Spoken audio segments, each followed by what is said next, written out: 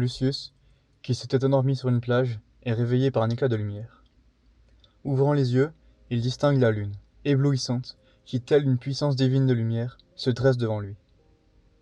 Alors Lucius s'adresse à cette déesse par une prière. Reine des cieux, qui que tu sois, divinité au sang culte divers, daigne m'assister dans ma détresse. Ôte-moi cette hideuse enveloppe de quadrupède. Rends-moi au regard des miens, à ma forme de Lucius. Après cette prière, la déesse disparaît, et Lucius est regagné par le sommeil. Mais à peine avait-il fermé les yeux, qu'une silhouette lumineuse sort des flots, et se dresse devant lui. Alors, cette apparition divine, vêtue d'une robe de tissu clair, et au visage orné d'une couronne de fleurs, s'adresse à Lucius. Je viens à toi, Lucius, ému par tes prières. Je suis la nature, mère de toutes choses. Ma providence va faire naître pour toi le jour du salut. Prête donc à mes commandements une oreille attentive. Au milieu d'une marche, un grand prêtre tiendra par mon ordre une couronne de roses. Va, sans hésiter, te faire jour à travers la foule, prenant doucement les roses. Soudain, tu te verras dépouillé de ton odieuse enveloppe. Par mon ordre, ta grotesque figure n'effarouchera plus personne. Après ce discours, la silhouette divine disparaît, laissant le silence s'installer sur la plage. Lucius, dont la joie était grande, repasse dans son esprit les instructions qu'il a reçues. Peu à peu, le soleil se lève, laissant apparaître un paisible présage pour le futur. Au centre d'une avenue, défile un grand cortège de personnes, portant une variété de costumes différents. Au milieu, s'avance majestueusement le cortège de la déesse protectrice, entouré de nombreuses femmes vêtues de blanc et de couronnes printanières. Soudain, à travers la foule, un prêtre s'avance vers Lucius. Il tient une couronne qu'il approche de la bouche de Lucius. Ce dernier la mange, et dès lors, il se transforme en être humain, devant l'admiration des hommes et des femmes du cortège. Lucius, frappé de stupeur, reste immobile. Le prêtre s'adresse à lui. Enfin, Lucius, après vous être vu si rudement ballotté par les tempêtes de la fortune, vous êtes entré au port de sécurité. Accompagné d'un pas triomphal, le cortège de la déesse qui vous a sauvé. Après le discours du prêtre, Lucius suit la marche du cortège. Cette fois-ci, il est le centre de l'attention. Tous parlent de son passage à la forme humaine. Le cortège, dans son avancée, arrive à une plage. Celle où Lucius avait passé la nuit précédente. Près de la berge se dresse un gigantesque et somptueux navire. La foule et le prêtre chargent le navire d'offrandes, puis détachent l'ancre. Le bateau se laisse porter dans la mer, jusqu'à disparaître de l'horizon. Le cortège se remet donc en marche pour rentrer au temple.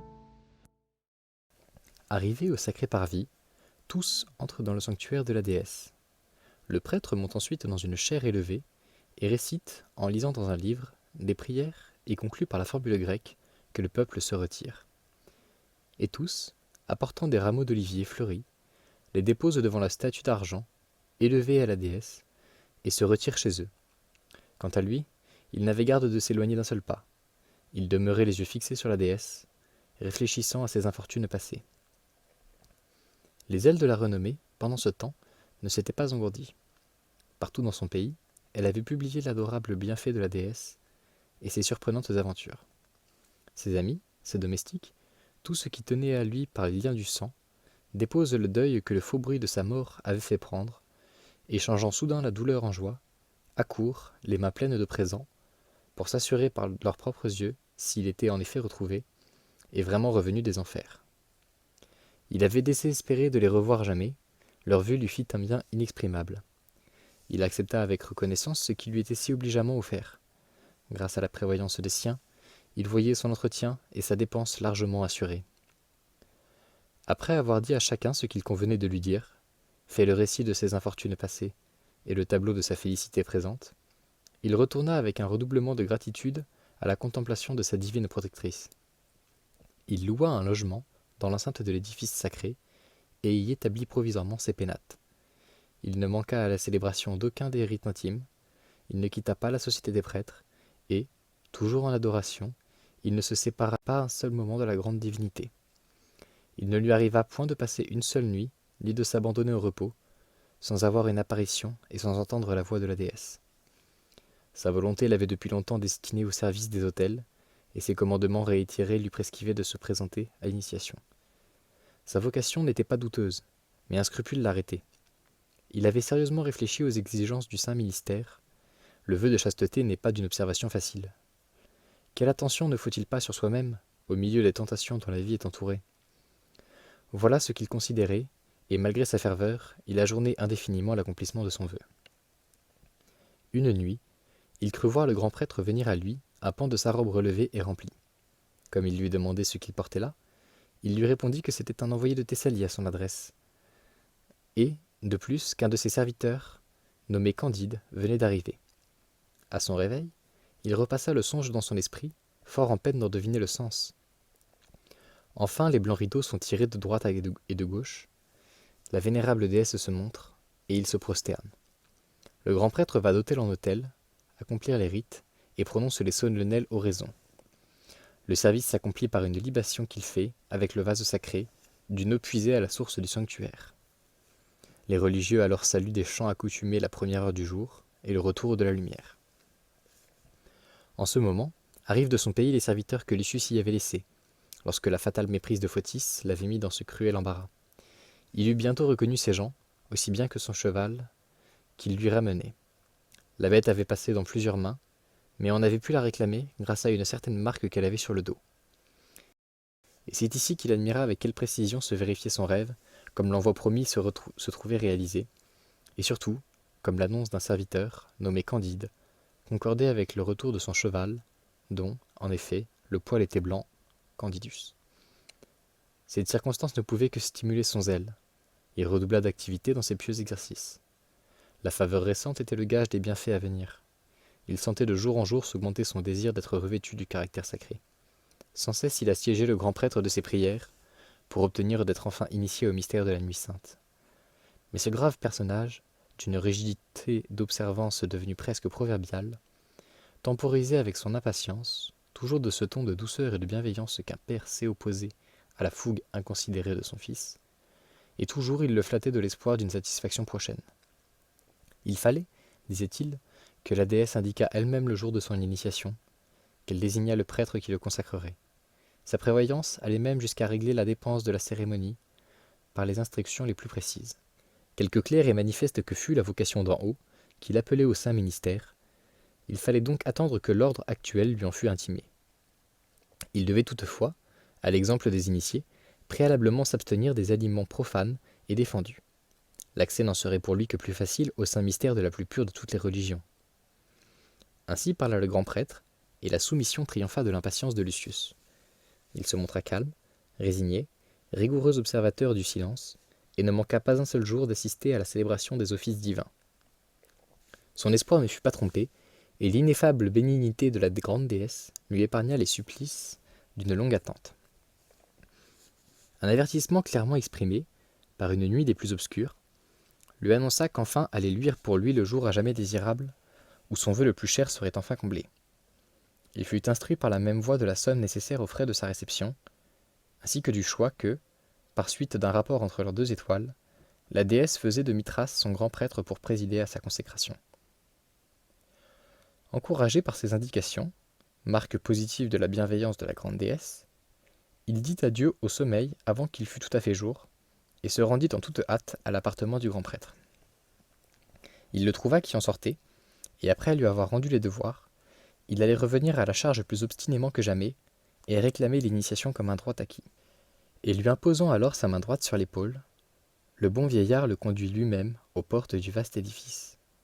Là, après avoir procédé à l'ouverture, suivant le rite accoutumé, et accompli le sacrifice du matin, il tire de la cachette la plus mystérieuse du sanctuaire des livres écrits en signes propres à les rendre inintelligibles. Les mots, qui resserrent en si peu d'espace l'expression de la pensée, s'y traduisent par une foule de dessins, inventions étranges, qui n'ont pour objet que de soustraire le sens à la curiosité des profanes. Il m'en lit un passage qui enseigne à l'adepte les préparatifs qui lui sont indispensables. Enfin, le grand prêtre annonce que le moment est venu, et sur-le-champ, suivi de la sainte cohorte, il le conduit en bain le plus proche. Quand il s'y fut plongé selon l'usage, après avoir appelé sur lui la miséricorde divine, il le purifia par une complète ablution et le ramena au temple. Les 2 premières parties du jour étaient écoulées. Il le fit prosterner aux pieds de la déesse, et lui communiqua sous le secret ce que la parole ne saurait rendre. Puis à haute voix, et devant l'assistance, il lui imposa 10 jours d'abstinence, pendant lesquels il ne pouvait manger d'aucune substance animale, ni boire de vin. Ces prescriptions accomplies avec une religieuse exactitude, arrive le jour de la divine promesse. Déjà le soleil sur son déclin ramenait le soir, quand Lucius se vit entouré de tous côtés d'une foule nombreuse qui, selon l'usage antique et solennel, venait lui faire hommage de divers présents. Le grand prêtre écarte ensuite les profanes, lui fait revêtir d'une robe de lin écru, et, le prenant par la main, l'emmène dans le plus profond du sanctuaire. Sans doute, ami lecteur, votre curiosité va s'enquérir de ce qui se dit, de ce qui se fit ensuite. Il le dirait s'il était permis de le dire, mais il y aurait crié moi-même degré pour les oreilles confidentes et pour la bouche révélatrice. Si cependant c'est un sentiment religieux qui vous anime, il se fera scrupule de vous tourmenter. Écoutez et croyez, car ce qu'il dit est vrai. J'ai touché aux portes du trépas. Mon pied s'est posé sur le seuil de Proserpine. Au retour, j'ai traversé tous les éléments. Dans la profondeur de la nuit, j'ai vu rayonner le soleil. Dieu de l'enfer, Dieu de l'empyrée, tous ont été vus par moi en face à face, et adorés de près. Voilà ce que j'ai à vous dire, et vous n'en serez jamais plus éclairés. Ce que je puis découvrir sans sacrilège aux intelligences profanes, le voici. Le point du jour arriva, et les cérémonies terminées, il s'avança couvert de 12 robes sacerdotales, circonstance mystérieuse assurément, mais que rien ne l'oblige à taire, car elle eut de nombreux témoins. Une estrade en bois était élevée au milieu de l'édifice sacré. On l'y fit asseoir, en face de la statue de la déesse, splendidement couverte d'une robe de dessus de lin à fleurs. Sa main droite tenait une torche allumée, son front était ceint d'une belle couronne de palmiers blancs, dont les feuilles dressées semblaient autant de rayons lumineux. Tout à coup les rideaux se tirent, il apparaît comme la statue du soleil à la foule, qui fixe sur lui ses regards avides. Il célébra ensuite son heureuse initiation par un délicat et somptueux buffet. Prosterné devant la déesse, la face collée sur ses pieds divins, il les arrosa longtemps de ses larmes, et d'une voix étouffée plus d'une fois par les sanglots, il lui adressa cette prière. Divinité sainte, source éternelle de salut, protectrice adorable des mortels, qui leur prodigue dans leurs maux l'affection d'une tendre mère, toujours tu es là pour nous sauver, ta majesté est redoutable à l'oiseau volant dans les airs. Dans ma pauvreté, je ferai du moins ce qui est possible au cœur religieux. Cette invocation terminée, il se jeta au cou du grand prêtre Mithras, devenu pour lui un second père. Il le couvrit de ses baisers, et le suppliait d'excuser son impuissance à reconnaître son incomparable bonté. Une inspiration de la déesse le fit encore plier bagage et embarquer pour Rome. Un vent favorable lui procura une heureuse et très prompte traversée jusqu'à Ostie. Là, il monta en chariot et roula rapidement vers la cité sacro-sainte, où il arriva la veille des Ides de décembre, dans la soirée. De ce moment, son occupation principale fut d'offrir chaque jour des supplications à la reine Isis. Elle est en grande dévotion à Rome, où on l'invoque sous le nom de déesse champêtre, à cause du site où son temple est élevé. Il devint le plus zélé de ses visiteurs, nouveau venu dans le sanctuaire, vieil initié dans la religion. Le soleil avait parcouru le cercle du zodiaque et accompli sa révolution annuelle, quand cette divine protectrice vient de nouveau l'interpeller dans son sommeil, parlant d'une nouvelle initiation à recevoir, d'épreuves nouvelles à subir. Que signifiait cet avis? Quel en était l'esprit et la portée? Car son initiation lui semblait depuis longtemps complète. Il interrogeait sans fruit son bon sens. Enfin, il soumit le cas aux lumières de nos prêtres. Alors il apprit de quoi le surprendre étrangement, à savoir que la consécration qu'il avait reçue ne concernait que les mystères de la grande déesse, et qu'il lui restait à être éclairé de la lumière du prêtre tout-puissant des cieux, de l'invincible Osiris. Que la différence était grande entre les formes d'initiation respectives, qu'enfin, il lui fallait se vouer aussi au culte du grand Dieu, que c'était là le sens de la communication divine. Cette interprétation lui fut bientôt confirmée, car la nuit suivante, il vit en songe un des prêtres en robe de lin, portant des thyrses, des feuilles de lierre, et les choses qu'il ne lui est pas permis de dire, et qu'il plaça au-dessus de ses dieux-lars. Il vint ensuite occuper sa propre chaise, et lui intima l'ordre de préparer un grand festin religieux. Une particularité de sa personne pouvait servir à la faire connaître. Son talon gauche était un peu rentré, ce qui le faisait légèrement boiter en marchant. Dès lors, plus d'obscurité. La volonté divine devenait manifeste. Aussi, après avoir offert sa prière du matin à la déesse, Lucius passa avec soin tous les prêtres en revue, cherchant des yeux celui dont la démarche concordait avec son rêve.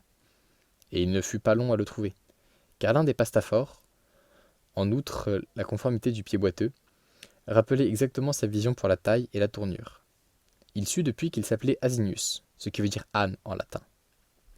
rapprochement assez bizarre avec sa métamorphose. Lucius l'aborda sans délai et le trouva tout préoccupé à ce qu'il avait à lui dire, car il avait eu de son côté une communication coïncidant avec la sienne et s'était vu désigné d'en haut pour le ministère de sa consécration. Il avait effectivement rêvé la nuit précédente qu'au moment où sa main posait des couronnes sur la tête du grand Osiris, la voix prophétique du dieu s'était fait entendre, lui annonçant l'arrivée d'un homme de Mador qui était fort pauvre et devait être admis sans délai à l'initiation, qu'il en reviendrait grand honneur aux néophytes et grand profit à son consécrateur. Il se trouva donc dévolu aux saintes épreuves, et sa pauvreté seule y formait empêchement, car les frais de son voyage avaient réduit presque à rien son mince patrimoine, et la vie de Rome était bien autrement dispensieuse que celle de sa province. Sa position était des plus cruelles. Le dieu ne cessait de le presser. Plusieurs fois sa voix l'invita, non sans lui causer un trouble extrême. Enfin, l'invitation devint commandement. Il se décida donc à se défaire de sa garde-robe, et quelque chétive qu'elle fût, il en tira la somme qu'il lui fallait. En cela, il obéissait à une injonction spéciale. « Et quoi ?» lui dit le dieu. « Pour te procurer un plaisir, tu ne regarderais pas à la possession de quelque harde, et tu hésites devant les exigences d'une cérémonie sainte? Tu redoutes une pauvreté dont tu ne peux avoir à te repentir ?» Tout étant disposé, il s'abstint encore 10 jours entiers de nourriture animale. De plus, il se fit admettre aux nocturnes orgies du grand Sérapis. Les deux religions sont sœurs. Instruit dans l'une, il aborda avec plus de confiance son noviciat dans l'autre, dont il devint bientôt l'observateur le plus assidu. Il trouva dans sa ferveur un charme qui le consolait de son isolement en terre étrangère. Cette ferveur devint même la source d'un moyen d'existence. En effet, pourquoi n'attribuerait-il pas à cette grâce, d'en haut, la bonne fortune qu'il eut d'être chargé de plaider en latin quelque cause dont les profits, bien que légers, suffirent pour le faire subsister. Elle vit grossir ses honoraires, et sa profession d'avocat devint honnêtement lucrative. À quelques jours de là, le Dieu suprême entre les dieux, grand entre les grands, auguste entre les augustes, le souverain dominateur Osiris, daigna lui apparaître dans son sommeil, non plus sous une forme empruntée, mais dans tout l'éclat de la majesté divine. Il l'engagea à persévérer intrépidement dans la glorieuse carrière du barreau, en dépit de ce que pourrait répandre contre lui la malveillance, irrité d'un succès acheté par tant de veille. De plus, et pour ne pas le laisser confondre, dans la pratique de son culte avec les vulgaires de ses adorateurs, il l'admit dans le collège des pastophores, et même au nombre des décurions quinquennaux. Dès ce moment, Lucius se fit raser les cheveux, et se dévoua sans réserve au devoir qu'impose à ses membres cette corporation d'antique origine, et contemporaine de Sylla. Au lieu de rougir de son chef dégarni, il se promène avec orgueil tête tenue, et en fait montre à tout venant.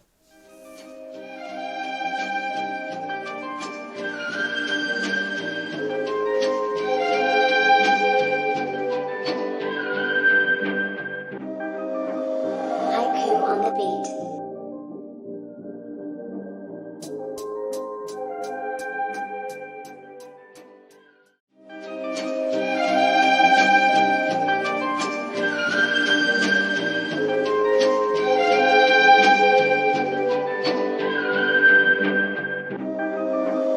Haiku on the beat.